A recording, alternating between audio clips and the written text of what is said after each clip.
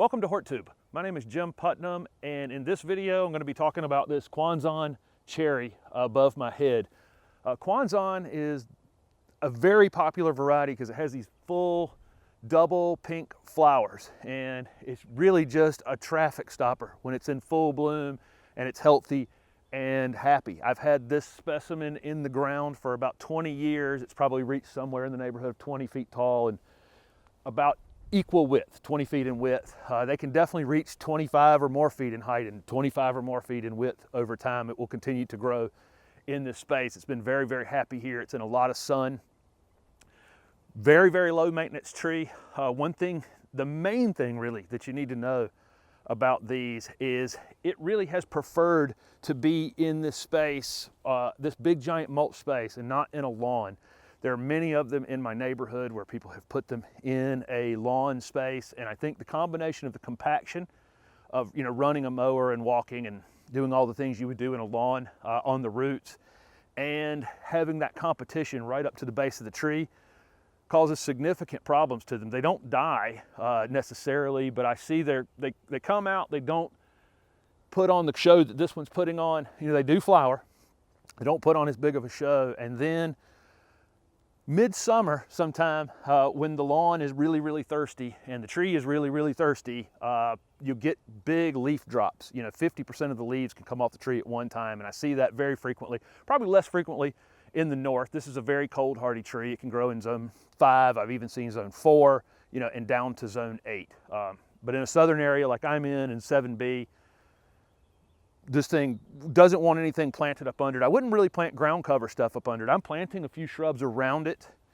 but it has a big giant mulch space, and I would have the mulch bed kind of the width of the canopy. I dig around this thing and find roots that are 4-5 inches around. They're near the surface, and I think that's another contributing factor to stresses of having this tree in a lawn or in a really small space, is that these roots are very close to the surface, and I think the sun can really work on them too if they're not covered in mulch. And so every time you mow your lawn, you're creating an opportunity for the sun to really work on those roots. They do get lots of chewing pests. It seems like almost everything that likes to eat something in your yard would like to eat on this. Aphids and mites, and there's borer issues. But I don't see those problems generally on healthy, happy, vigorous growing trees. It's just kind of rare. There is some bark splitting issues that can happen near the base on these, and even on some of the branches. They can grow so fast sometimes that it causes some bark splitting. If it happens on your tree, you may want to look that up. There are websites I've seen that have some good advice on taking care of that. I won't cover that in this video. When I planted this thing, it was raised up a little bit. I've never covered anything that wasn't covered when I originally purchased the plant. You can see the flare at the bottom of it where it goes into the ground. You always want to be able to see that root flare. That's important. And I've never watered this tree. I'm in the southeast, so we get regular rainfall. So it's not the most drought tolerant tree in the world, but it's not had anything to fight against over here. And it's been mulched or pine strawed the entire time it's been here. And so it just hasn't needed any additional water. If you do put it in the high spot in your yard and you think there's any other root competition around it, it's a tree that's going to need some ongoing watering. Just check it occasionally and drown the entire space around it. Remember, all the roots are all out in the drip area. They're not just right here at the bottom at the base of this tree. So if you're watering it and addressing it during a dry time, you'll want to maybe even put a sprinkler underneath it and just cover the entire area underneath the tree. These are stunning, beautiful trees. The foliage is beautiful too.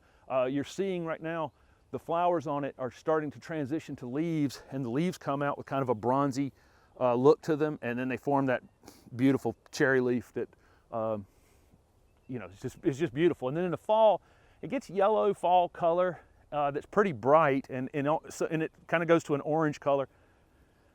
The leaves fall off about the time the peak color happens, so it's not going to be a great fall color tree. It's great fall color if you're for like 10 minutes, and then all the leaves drop off pretty quickly. And I like trees that drop the leaves pretty quickly.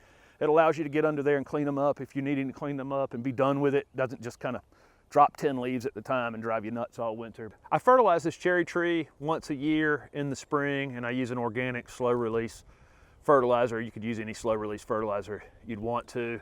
I would not do it again after, maybe mid-spring. We don't want to put any new growth on it late in the season, so it goes to sleep naturally.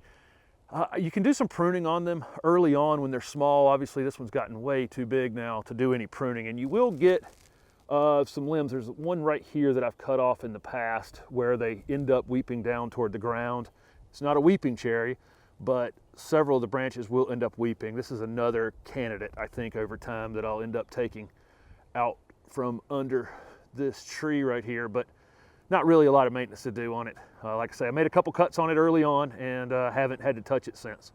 I highly recommend a Kwanzan cherry. I mean, you can see people in the neighborhood want to know what this tree is when it's in full bloom every year. So thank you very much for watching this video, and if it was helpful, don't forget to subscribe to my YouTube channel for future videos. Thanks for watching.